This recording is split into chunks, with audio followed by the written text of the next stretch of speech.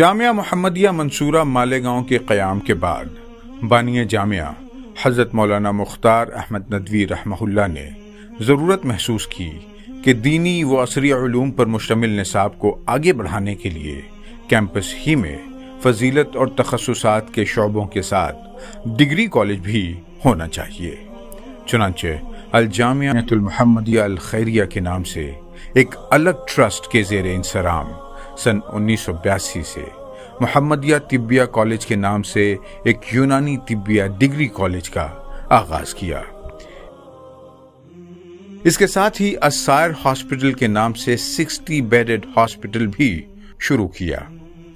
محمدیہ Tibbiya college اور السائر hospital کی عمارتیں بانی جامعہ کی جمالیاتی حصہ کا بہترین مظہر ہیں۔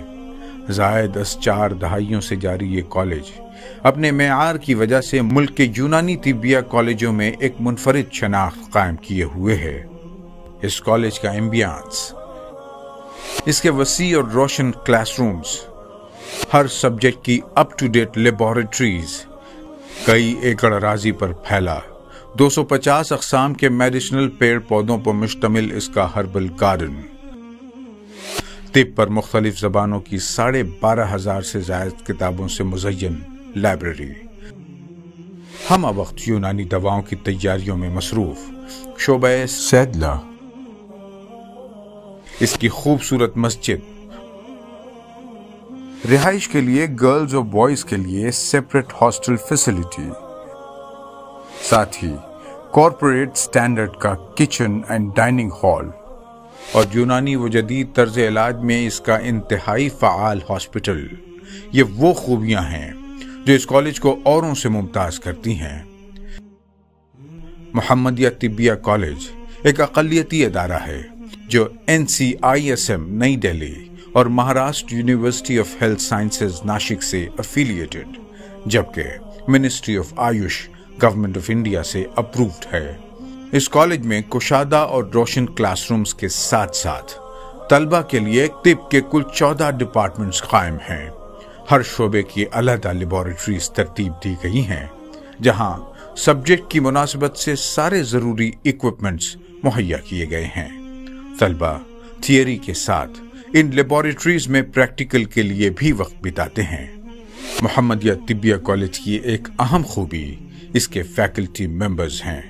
جامعہ اس ضمن میں سٹاف سلیکشن پر خصوصی توجہ دیتا ہے۔ یہی وجہ ہے کہ ملک بھر سے بہترین صلاحیتوں کو یہاں یکجا کیا گیا ہے۔ السائر ہاسپٹل روزانہ کم و بیش 200 سے 250 مریضوں کو OPD میں اور تقریباً 50 مریضوں کو IPD میں طبی سہولیات فراہم کرتا ہے۔